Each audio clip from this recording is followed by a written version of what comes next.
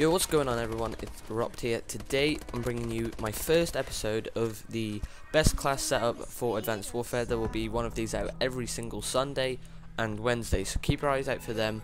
Also, more tips and tricks for game modes and certain things like ranked play and all that.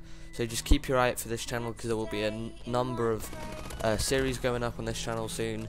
So yeah, it's going to be great sharing my ideas with you guys a bit more. And the 500 subscriber montage will be out as soon as I hit 500. I'm 6 away, I think it is. So a big thank you for that, and let's get right into the video. So the gun today is the BAL, arguably the best gun in Advanced Warfare.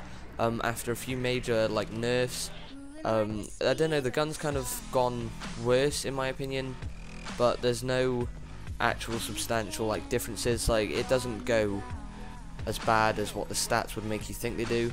So I'm going to start off by showing you the perks I've used in this class. They'll come up on screen just in case you don't hear me properly. First of all, I'm using lightweight, just get around the map a bit quicker, mantle onto things quicker. It's just a real good way to get around the map in a fast and most efficient way possible. Next I have the fast hands. Fast hands is good for I believe shooting out grenades quicker, stuff like that. If you do use a grenade on your class, I do in this class, but yeah, it's real good for shooting out grenades quicker, because grenades in this game tend to come out very slow because you have to shoot them out that little tube, and that can be really frustrating in times when you die and you go, oh my god, why didn't I, shoot quicker at a normal speed. So yeah, that's a real good thing to sort that problem out. Next up, as perk 3, I have toughness. Not only that, I have what's the second one? Blast suppressor. Blast suppressor. You need perk 3 greed. Perk 3 greed to get a second perk. So that takes up 2 slots. Yeah, I know, just for one, for an extra perk. But that perk is the most efficient and best perk in this game, I would say.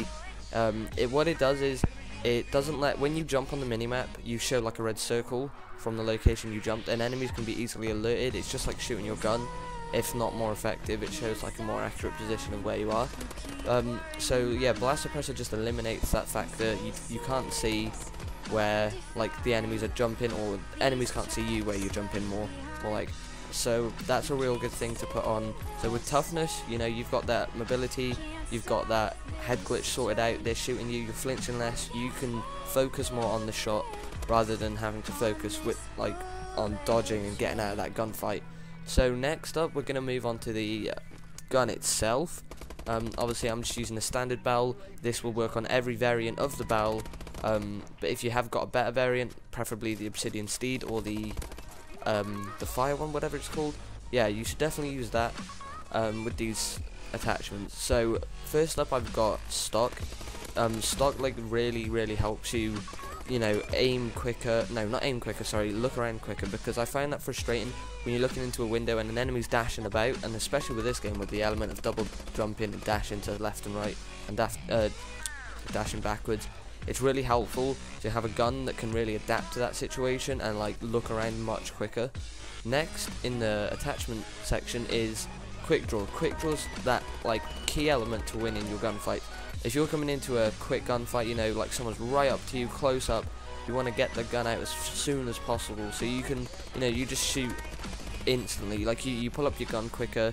That, or obviously you can hip fire. But that leads me on to my next perk attachment, which is the foregrip. Foregrip is just one of those standard guns for an assault rifle, because assault rifle in this game, I don't know, they've ruined assault rifles for some reason, and assault rifles don't really work in this game. So their fire rate's gone a lot worse. You had guns like Honey Badger and stuff, their fire rates were really good in Ghost, but now in Advanced Warfare I don't think they've put as much effort, and they've tried to downgrade and nerf the power that assault rifles have. So I don't know, foregrip, it's just to give you that extra aim and that hip fire advantage over your enemy. If you're that worried about hip fire, then you should probably take off toughness and put on wrong perk. Perk 2, you should probably take off fast hands and put on gung ho. If that's, I believe that's the perk section, perk 2. But I don't know, it's up to you, man. If you're not one for aiming in, then obviously throw that gung ho straight on there.